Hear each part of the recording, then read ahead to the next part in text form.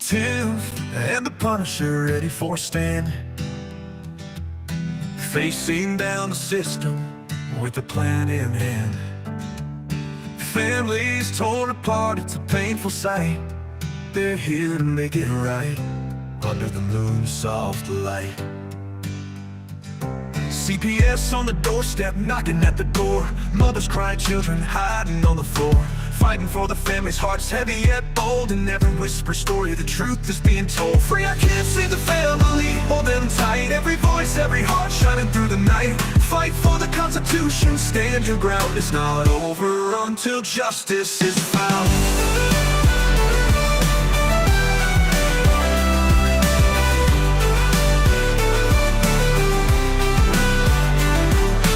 Podcasts and voices breaking through the noise, speaking for the silenced, giving them a choice. Breaking down the walls, lifting up the veils. Truth comes marching in, guided by the trails. Fade backing down till the dawn's early light, standing tall and firm, ready for the fight. The world may try to silence, but they won't be ignored. Freedom's melody echoes in every chord. Free our kids, save the family, hold them tight. Every voice, every heart shining through the night.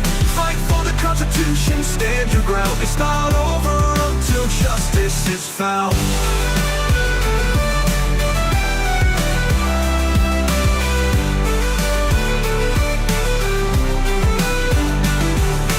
Kids, save the family, hold them tight. Every voice, every heart shining through the night. Fight for the Constitution, stand your ground. It's not over until justice is found.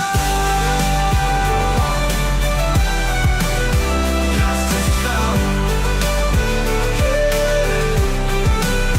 Freedom count.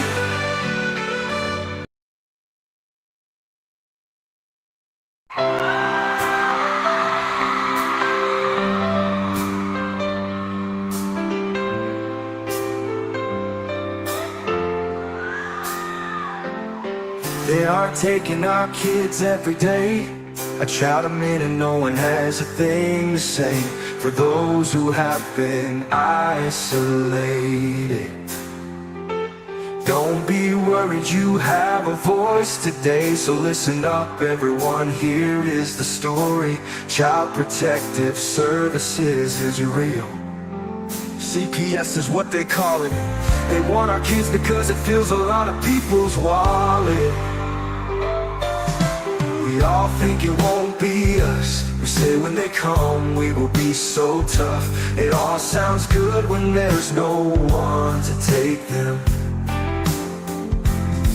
But when they come, your voice gets to breaking.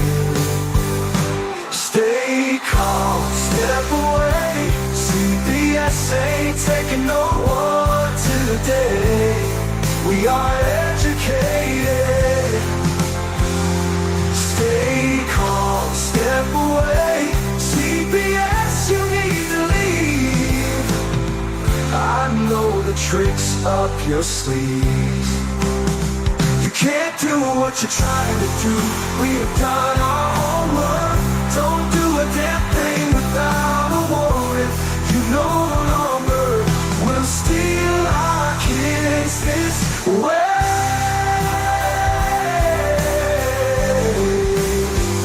Tiff and the Punisher have come for the calling.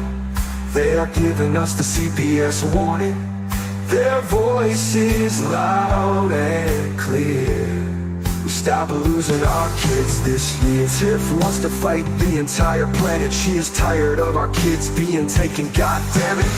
She's been fighting CPS for 30 years, bringing children home from this disgusting mess. The Punisher is screaming out loud, abolish CPS and tear it down. I want all our kids to come back. Look at all those kids' pictures held up by thin ties. Together we are stronger than we need. We will tear down CPS with high speed. We will do so much being together. Birds of a feather flock together. So watch out CPS, here we come. Picking you one by one. We promise to bring back the family and prosecute the caseworkers unhandily. So give us back the kids you have taken. Tiff and the Punisher sending you all on a vacation. The one with bars in the windows, and the only games you play are old Nintendos. Corruption in courts, here we come. We won't stop until it's done. You judges need to learn what you stand for. This is Tiff and the Punisher Warrior, and we cry out to all of you out there. We need support for a cause that many don't care. All children are being stolen way too often. So CPS, we plan on doing the stopping. Stopping.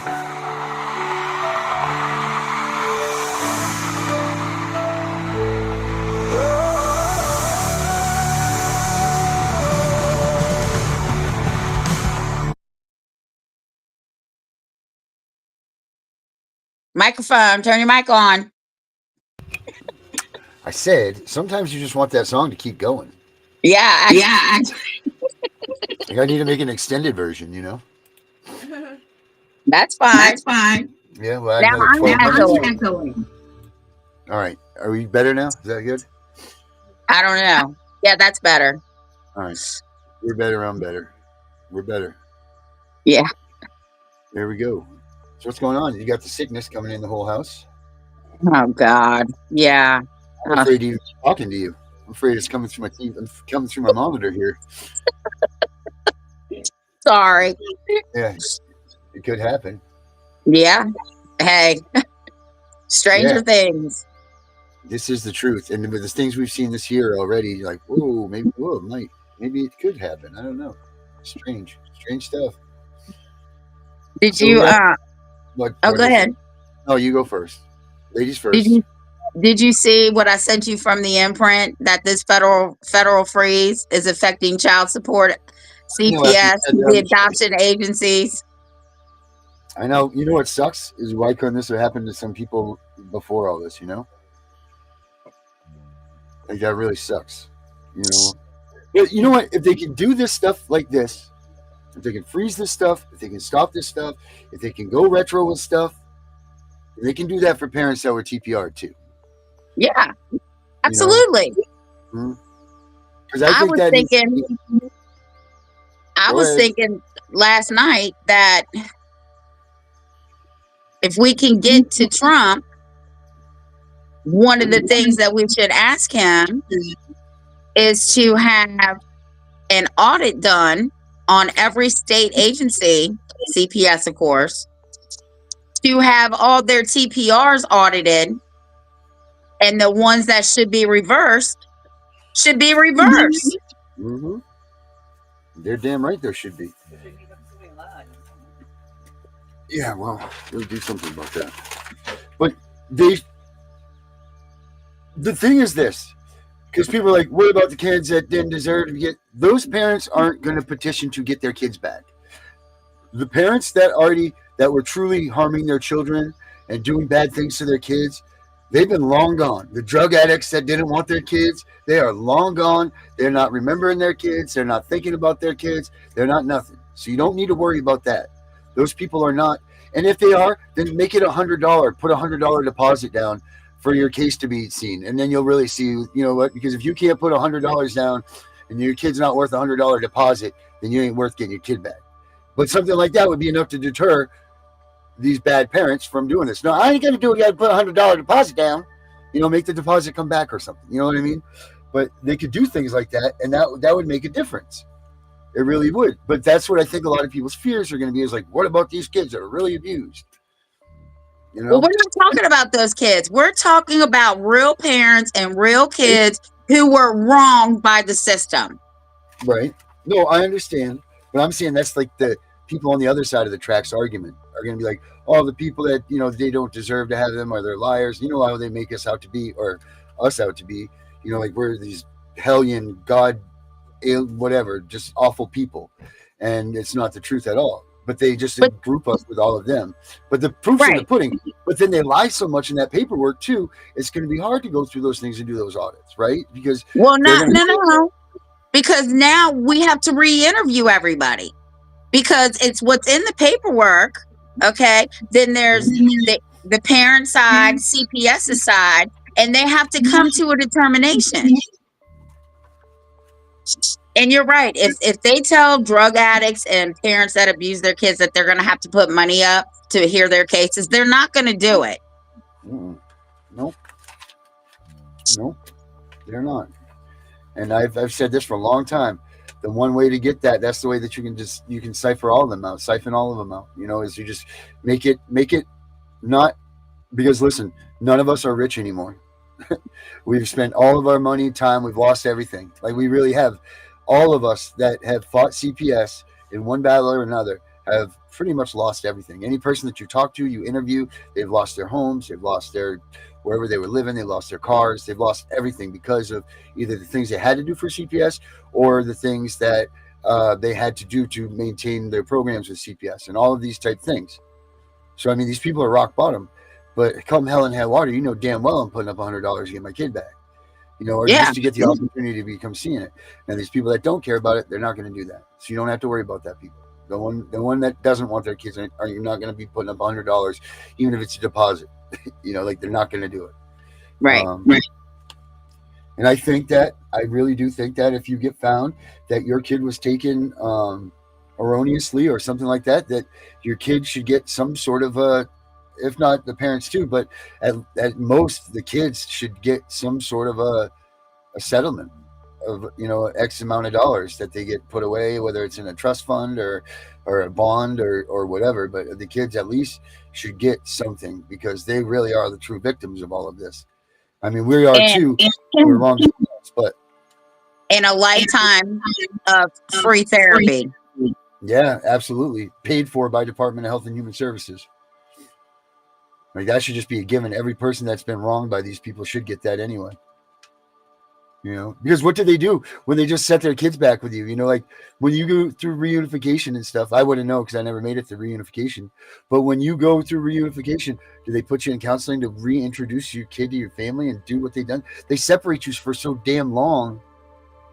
Like if you're a single parent, not a single parent, but if you're a one kid family, I mean, your life's almost gone back to being frivolous, like 20-year-old or whatever. I mean, for real, like you've forgotten that whole mindset, like that mindset of being a parent is gone away.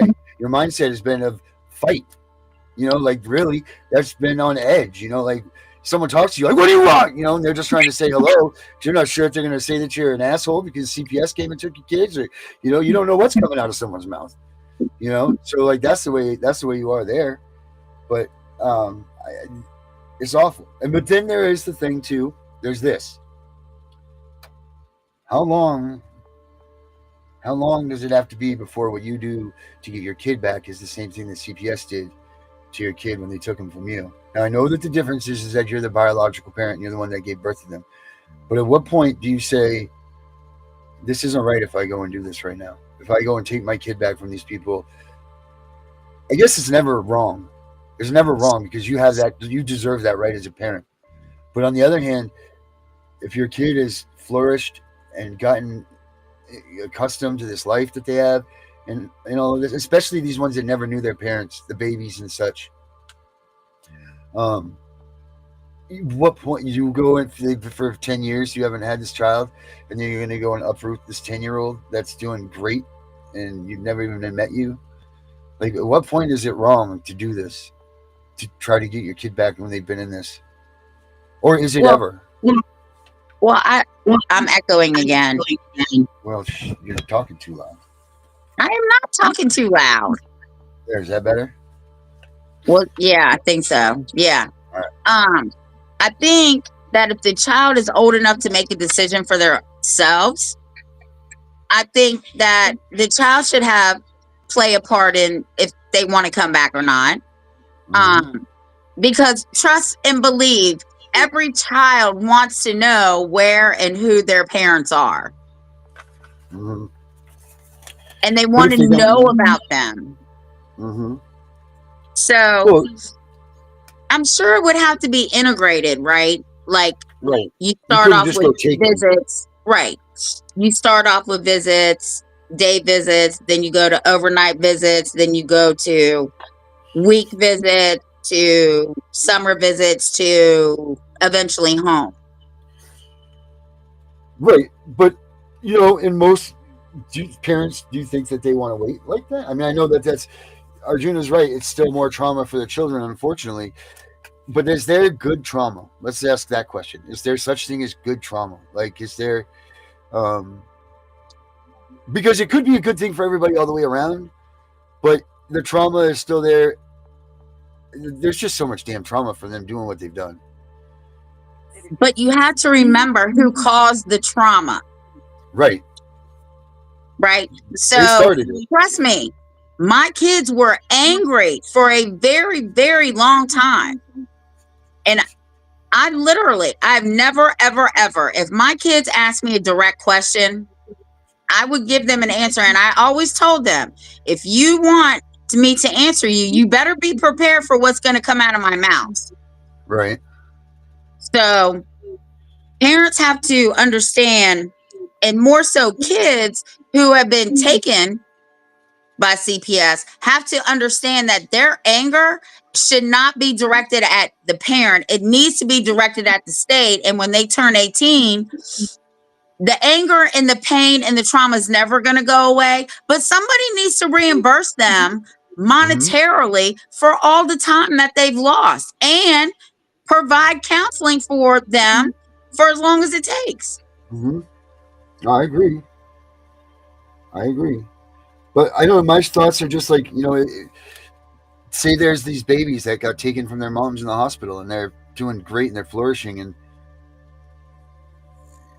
I mean, I don't want to say, I don't, you know what? I've seen all sides of these situations. And I can literally say that I've seen all sides of these situations. Um, at what point do you have to back off? Well, Ever? that's going to have to be an individual choice, right? Because trust and believe me, if I knew now what, if I knew what I know back then, whatever, because I'm telling you, I got a baby screaming, my husband's sick, everybody's sick here. They would not have continued to target my one daughter. They wrongfully made me terminate my rights because they targeted her. Oh God, here we go. Here it comes. You, yeah. I mean, I'm not saying this is in a bad way of anything, but I don't know. I just have this thoughts. What do you guys think out there, Debbie, Brenda, Arjuna? What do you guys think?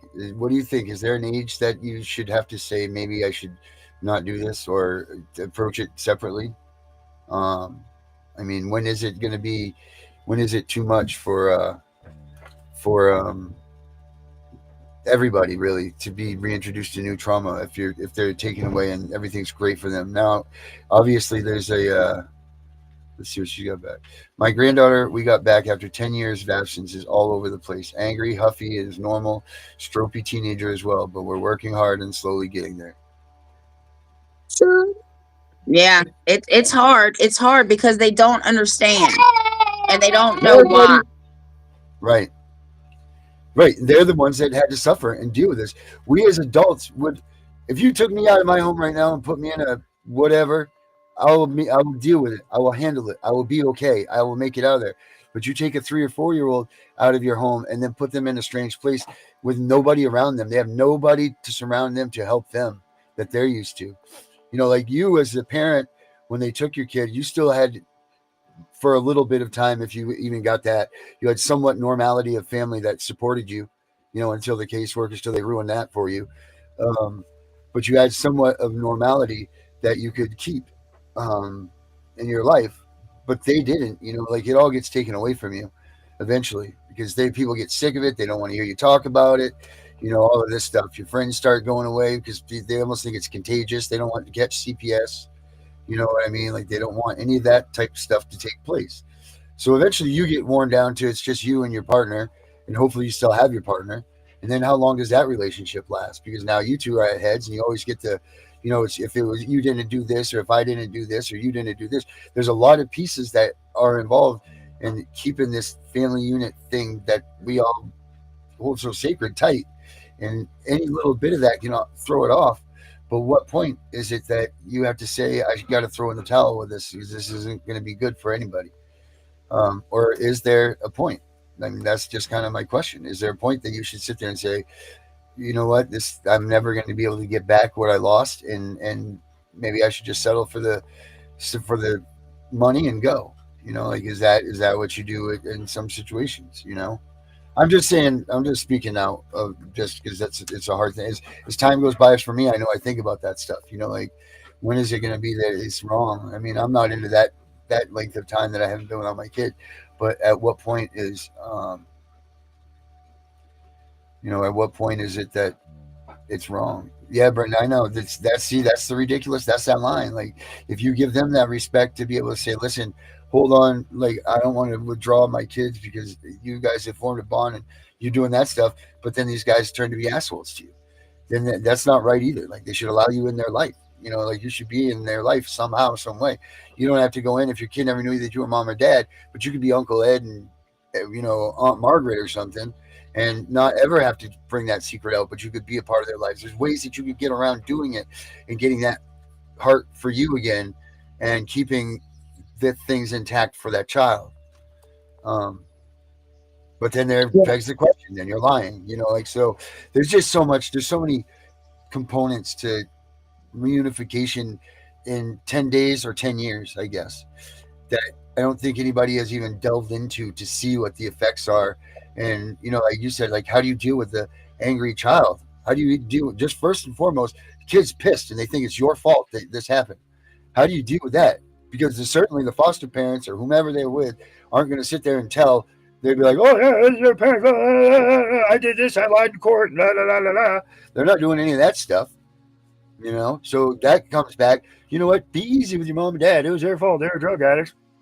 Like, we lied in court. No, we didn't. Just kidding. They're not telling you any of that shit. So you get a freshly made, pissed off kid. That's wonderful. Thank you. You can keep it. Like, that's just it. So I don't know. Just my thought for today. Well, I had my kids in therapy for a long time. And finally, when they were old enough to really comprehend what had happened, they were no longer mad at me. Mm-hmm. And they did. Now, don't get me wrong. They have PTSD. Mm-hmm. And every single one of my children who were in foster care have had a CPS case as an adult with their own children. Of course, they got me, so everything turns out fine because I'm not having it. I'm not having it. That's what you do. Yeah, not having it, and they know I'm not having it. Right. Now, do you think that that's tied hand in hand? That if you had a case as a minor, if you had a case that it follows with the family, do you think that that's true? That's true. Absolutely. Absolutely. Their names, just like our names, went on a registry for X amount of years. Their names go on a registry too.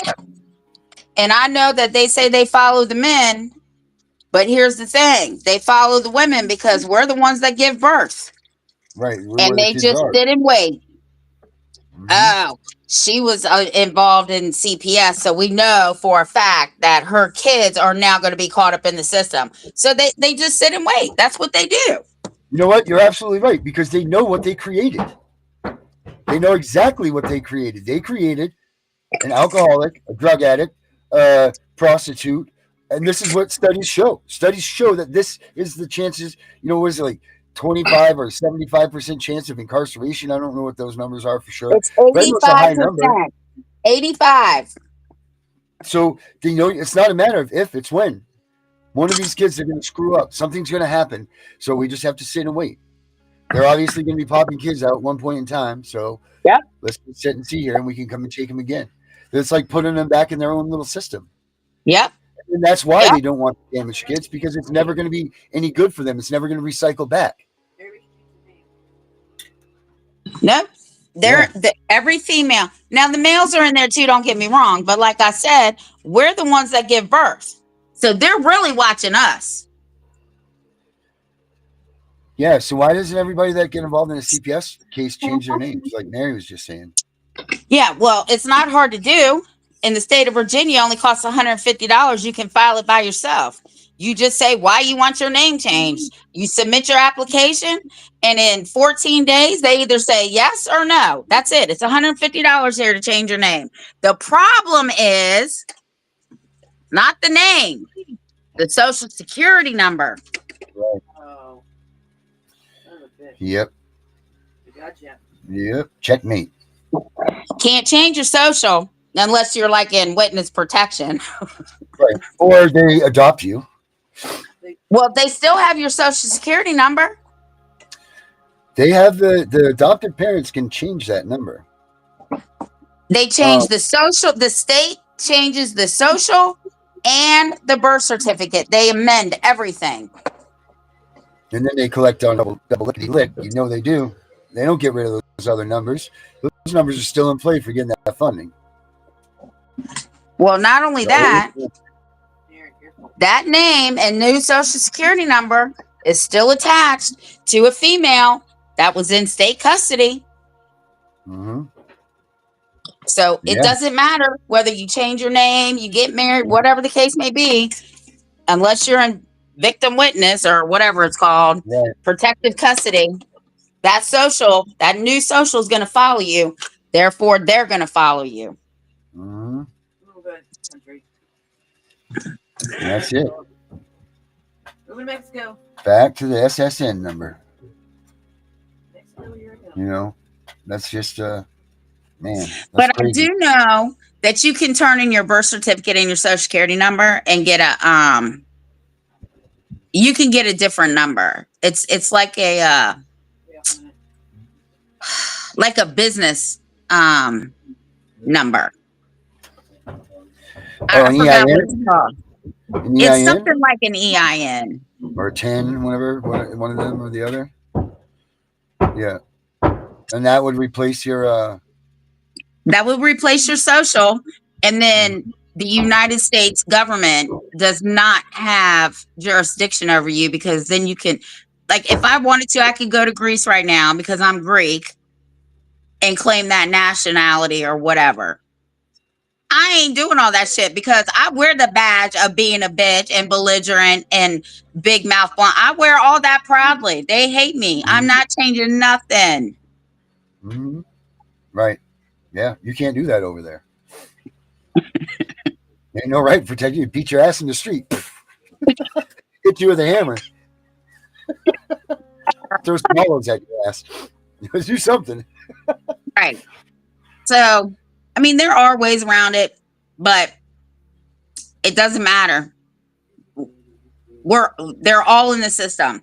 And I did, because I kept asking Mike, I'm like, I want to know the study on the prison population of who had contact with CPS. And a couple years later, I just found it out, like this year or last year, 85% of men and women in prison has had some type of dealing with Child Protective Service. Mm-hmm. Hey, how about that number yesterday that Mr. Ludberg come up with that he was telling us? What's his Ludberg, right? Ludwig, yes, Ludwig. The 14 out of 22 of them, every day, 22 male veterans are committing suicide. 14 of those have come through family courts in one way or the other. That doesn't surprise me. That's a huge number. It is a huge number. And I don't know if you watch a lot of YouTube, but my husband watches all these different things. Do you know? I watch our channel. The suicide rate, but men are actually killing the women that are collecting child support, or they're killing themselves. So we got parents who are dealing with family court who've committed suicide. We have moms and dads who are dealing with CPS and figured the only way out for their children, like Maya, is to commit suicide. We have men actually killing women because they're not understanding that when you go get child support, you're automatically put in that system. And that's one of the things he was talking about. He wants those parents out, right? And I understand that. So we have all these high rates of suicide, and nobody is connecting the dots but the advocates. Right. I They all mean, know. of course they know. You know, there's a social security check attached to every one of these people, guaranteed. Guaranteed. Some sort of an SSI payment. And what really makes me mad is not only, like he was saying, you know, the spouses will leave while they're in the military. You should look up how many children, Yeah. right, whose parents are over there and they don't Yep. even know their children are in state custody. Yep. And I'll be damned, you're going to go take a military person that's over there serving their country and they're going to take their kids? Are you fucking kidding me? That how are they not even getting pardons or whatever? Like, this can't be happening. Like, that's where it should be too much. That's where the military should be coming on our side and being like, whoa, brakes, bastards.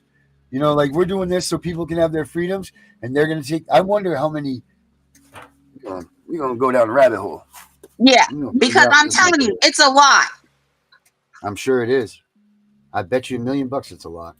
It is a lot because some of these parents that are in the military, they're on covert operations. They don't have any contact. I mean, come on now. That's what I said. Are you serious? You're really going to take somebody who's over there fighting for your freedom? You're going to take their child? I couldn't imagine the audacity to have of the person that it would take to go to that door and do that. All I can say is I hope none of them have sniper qualifications. Yeah, no kidding. Or Jesus, oh my God. Been terminated.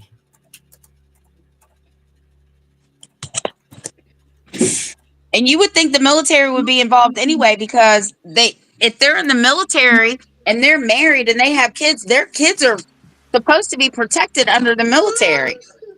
You would think. Unless they have their own child protective service people. I doubt it.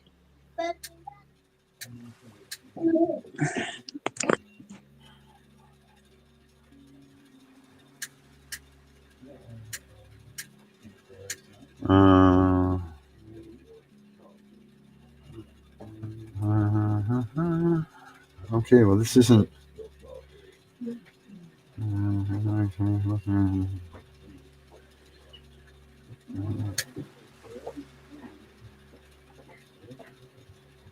Wow, okay. It might not say anything because the military actually might be involved, because I know they have JAG lawyers.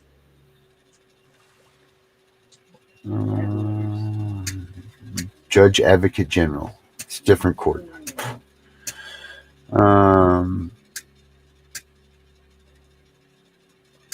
Yeah, they don't put this right out for you, these numbers. These don't just jump right out at you.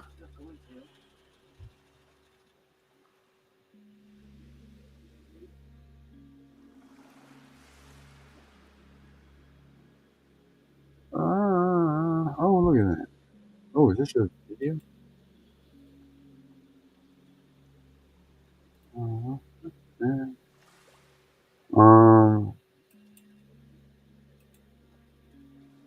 Wait.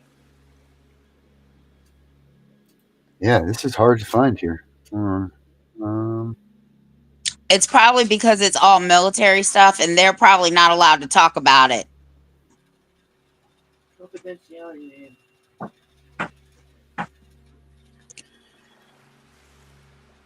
I would love to find a JAG lawyer that would talk. I would love to. That's retired, because if he's not retired, he ain't talking.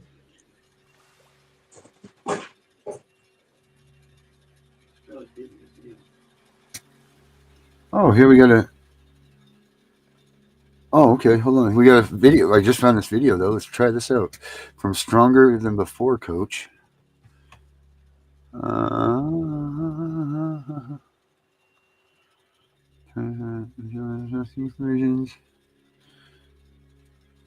Let's check this out. We might have to let everybody check this out, but let's look at a piece of this real quick.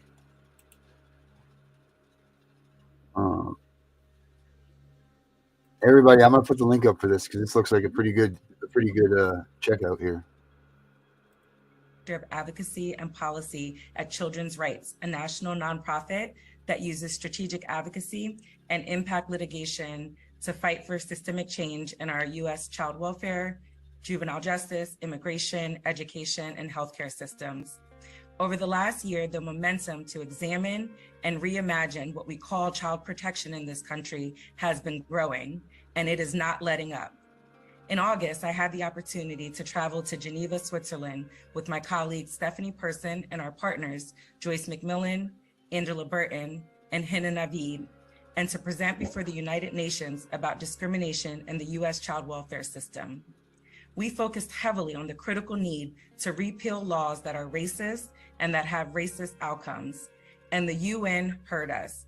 In their concluding observations, they explicitly tasked the United States with amending or repealing laws, including the Adoption and Safe Families Act, that have a disparate impact on families of racial and ethnic minorities. As we approach 25 years since the enactment of ASPA, it is imperative that people listen up about the harm caused by this legislation and take action. We opened this series with a powerful webinar by our partners, Family Integrity and Justice Works at Public Knowledge. And if you didn't catch it live, please take a look at the recording. Also, our partners at the Center for the Study of Social Policy published a statement on repealing ASPA today. You can find that worthy read on their website. And today, I could not be more proud to have this conversation with the panelists that are before you. I'll turn it over to each of them for brief introductions. Let's start with you, Antonica. So thank you so much for that. shoot. So my name is I won't go into this, but I'm Frazier. going to paste I'll this put up the here. left I'll on put it. this My one up in the pronouns link are she, hers, and hers. because and I'm currently everybody should located definitely in take a Albany, check of this. Montana. I'm going to It's watch it tonight. about I know that. 3 hours. It If you're familiar with looks like it's going to be a pretty good thing, and it's a good watch. So I'm going to post that up in here. But I also just found this other thing. Oh, you got me busy over here. Was that on YouTube? Correct. I got the link. I'm going to put it up here in a second. But Well, check you this have one to out. send it to me. I'm going to put it up. Yeah, watch this thing that I just found.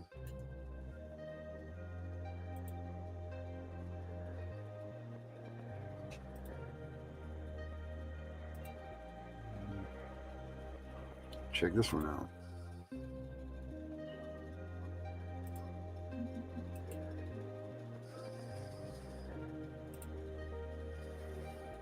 So let's talk about parental alienation and the silver bullet technique. The idea that mothers can simply allege abuse by the father to instantly win their custody cases, deny the father all custody with no questions asked. Now, they never provide any data or statistics about their claim, but insist it is a widely abused tactic that is hugely successful. Except there is a ton of data on this, so let's take a look at it. Firstly, for a widely used tactic, it's barely used. Multiple studies show that less than 15% of cases involve allegations of abuse, such as this 2004 study from Maryland, which showed a rate of 13%, or this 2013 study from Nebraska, which found that a parent alleged either domestic violence or child abuse in only 12% of cases. And the reason for this is because parents are actively discouraged from bringing up allegations of abuse because it is a losing strategy, not a winning one. A 2004 survey of protected mothers found that almost 2/3, 65%, were actively discouraged from reporting the abuse. And while over 80% of them had custody before their hearings, only 31% of mothers were still left with custody as a result of their proceedings. And that's despite the fact that 71% of children reported that the abuse continued. And abuse is substantially underreported. A 2005 study looked at 2,300 cases and found that about 11% had substantiated histories of intimate partner violence, police reports, court records, and protective orders. And yet, almost half, 48%, made no mention of that prior IPV in their dissolution cases. Almost another third, 29%, mentioned that IPV, but only as unsubstantiated allegations. They did not include the evidence from the prior police reports, court records, or protective orders. In fact, less than a quarter, only 24%, mentioned the prior IPV and included the evidence from police reports, court records, and protective orders, which would not be the case if this was a magical winning silver bullet strategy, rather than a losing one. And this is demonstrated in the outcomes of those cases. Mothers were no more likely to win custody when they alleged or proved intimate partner violence. Not one of the men who went to court with their abuse unsubstantiated and only alleged was denied visitation. Nor were those men any more likely than the comparison group to be denied visitation. Meanwhile, only 17% of the men that the court upheld had been abusive were denied visitation. In other words, 83% of the men that the court believed were indeed abusive still had access to their children. And when Congress looked into this topic, they found empirical evidence shows that a third of parents who are alleged to be abusive actually took custody from the protective parent reporting the abuse. And this has been repeated in multiple studies, such as this study from 2020, which looked at over 4,000 cases where abuse was claimed. Mothers who allege that the father is abusive will lose custody in 1 in 4 cases, 26%. And even if the court agrees that the father is indeed abusive, they still take custody from mothers in 1 in 8 cases, 13%. And in fact, all the father has to do to increase his odds is simply claim that the mother is alienating the children against him. When that happens, courts are 4 times more likely to disbelieve the mother's claims of child abuse. And mothers then lose custody in half of cases. And if the court agrees with the father that the mother is indeed alienating the children against him, then mothers will lose custody in almost 3 out of every 4 cases, 73%. In fact, regardless of whether abuse is alleged or not, fathers can simply claim that mothers are alienating a child against them, and mothers will lose custody in almost half of cases, 44%. There is indeed a silver bullet strategy, but it is that fathers can simply allege that the mother is alienating a child against them, and suddenly the claims of abuse are ignored. And yet it is fathers, not mothers, who are more likely to do the alienating. A 2012 study by the US Department of Justice surveyed custody child evaluators and found that mothers and fathers made false allegations at about the same rates. However, 1/3 of mothers, 36%, alienated a child against their father. But over half of fathers, 51%, alienated a child against their mother. And half of the cases they dealt with were of a domestic violence perpetrator alienating a child against the victim, which was also seen in the comprehensive statewide studies done on gender bias in family courts in both Florida and Minnesota, which concluded that fathers would regularly weaponize their children in order to gain an advantageous settlement. And it is not just that the silver bullet narrative is based on a complete lie and a denial of reality. It is actively putting children in grave danger.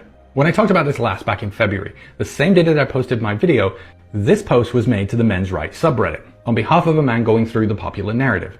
A bitter ex was making false allegations of abuse and alienating his children against him, forcing him to court to fight not only a protective order, but also a criminal child abuse case and a termination of parental rights, all 3 cases of which he won, highlighting these were all false allegations meant to smear his character and deny him access to his children.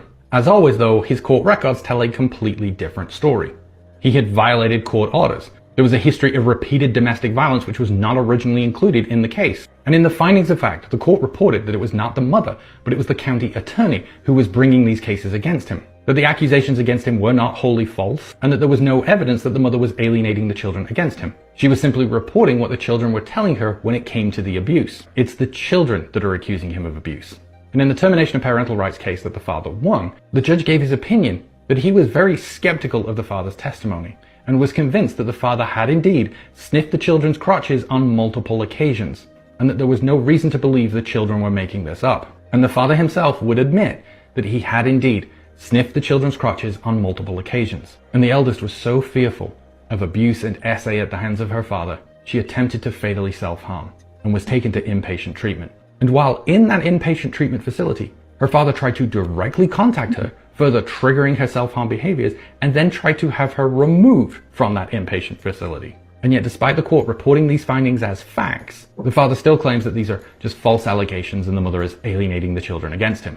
Much like Jeff Younger, who I've talked about before, whose court records show he openly lied to CPS and abused the children that he lived with, again causing depression and thoughts of fatal self-harm. And yet he continues to also insist that his case is one of false allegations and alienation against him. Repeating this false lie of the silver bullet technique serves only as a protective cover and smokescreen for these vile, abusive men to continue their abusive behavior, fail to take any accountability, and continues to put vulnerable children in harm's way. It needs to stop. Wow. Yeah, wow. Wow. Didn't see that one coming. No, me neither. Wow. Whew. I have to rewatch that one too. That was a lot of information. That was anyway. Ranch. Wow.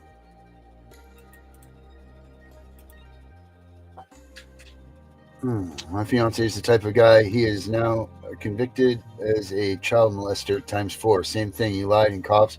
And DCF was at his house 87 times in 4 years. Jesus.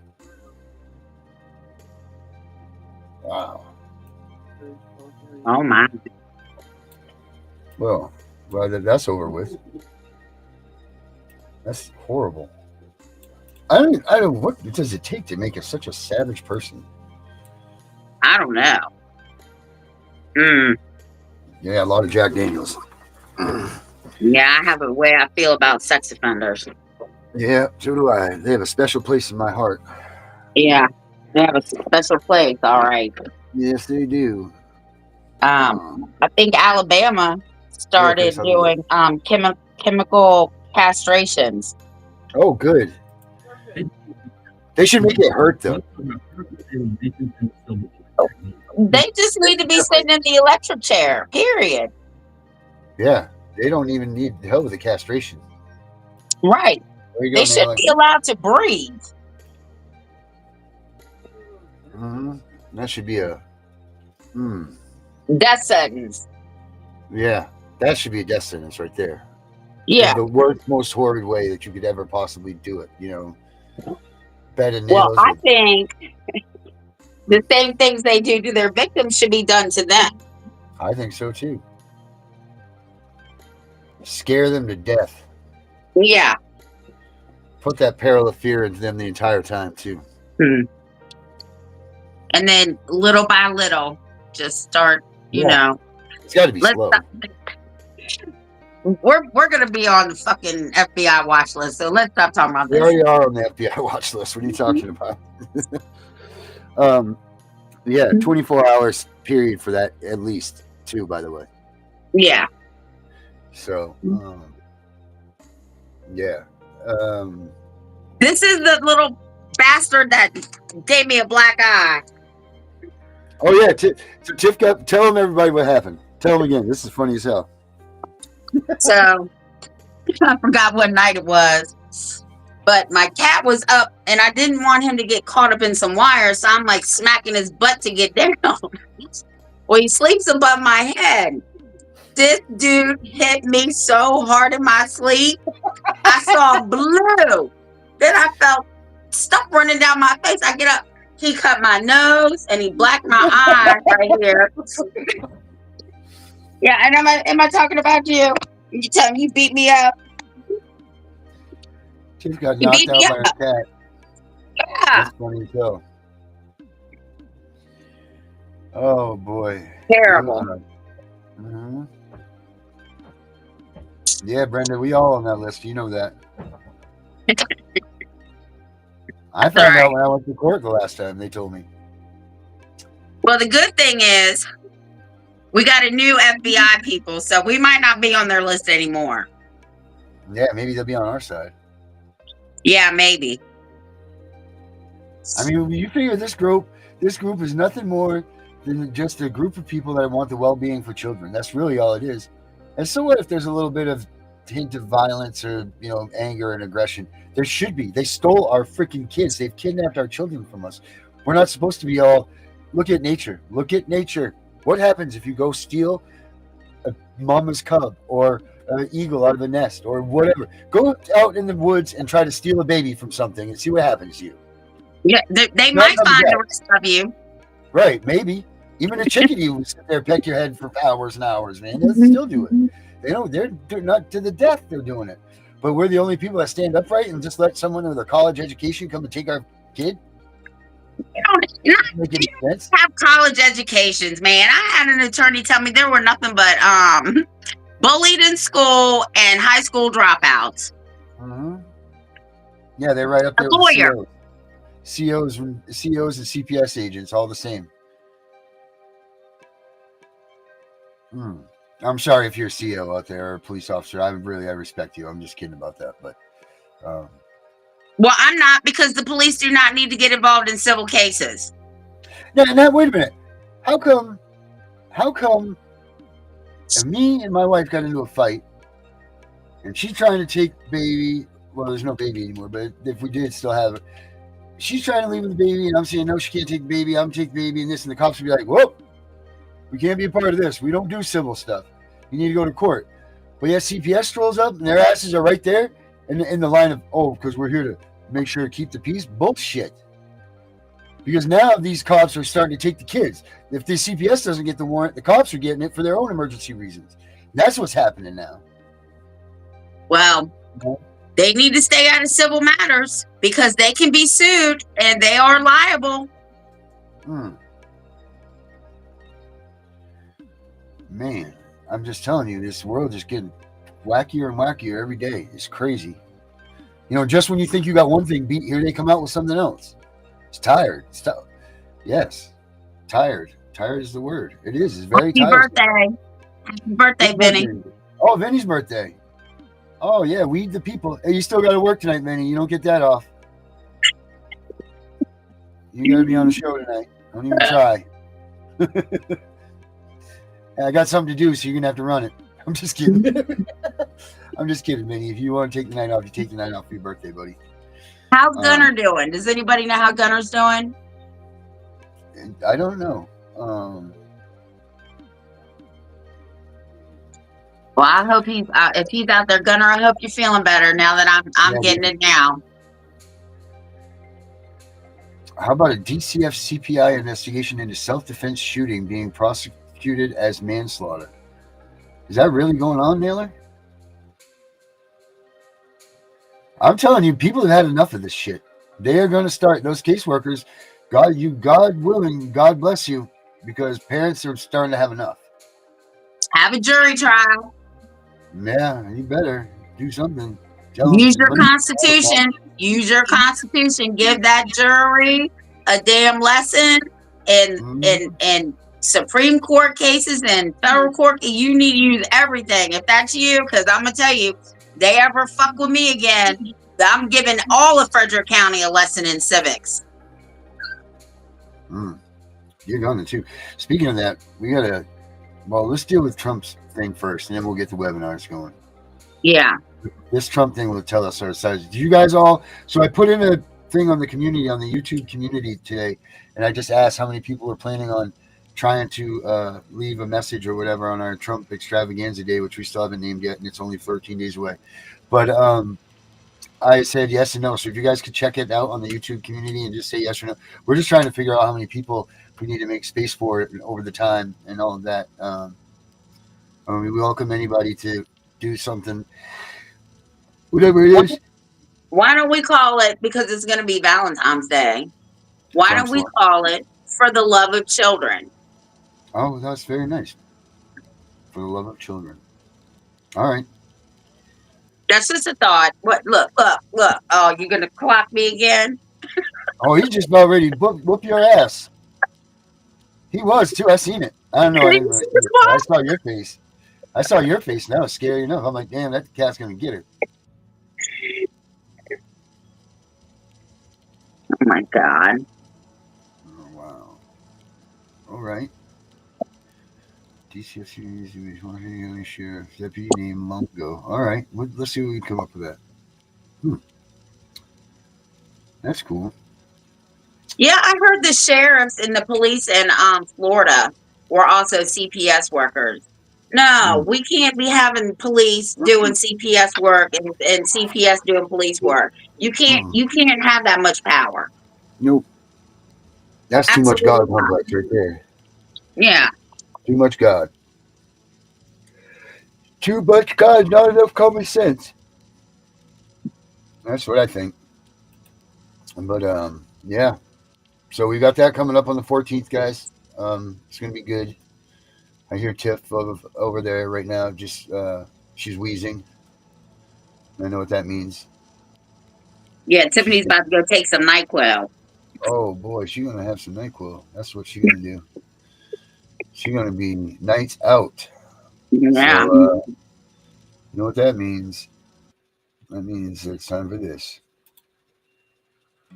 Mika, Oh, freedom we didn't for talk about- families too. Freedoms for families for the love of children. that's That right. would be good. Yes, I like that.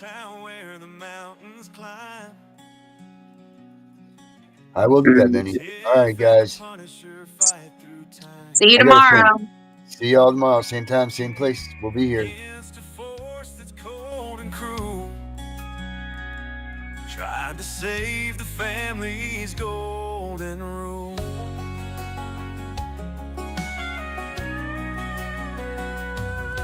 In the snowy reach of Alaskan nights, Spanish stands tall for everyone's rights, with the Constitution as her guiding star, fighting for justice no matter how far. They won't let our families break. Let's go, Brandon! Holding strong for justice's sake, with every word and every stand, they fight for the freedom. No, thank you very much, Mika. Thank you. Thank you very much.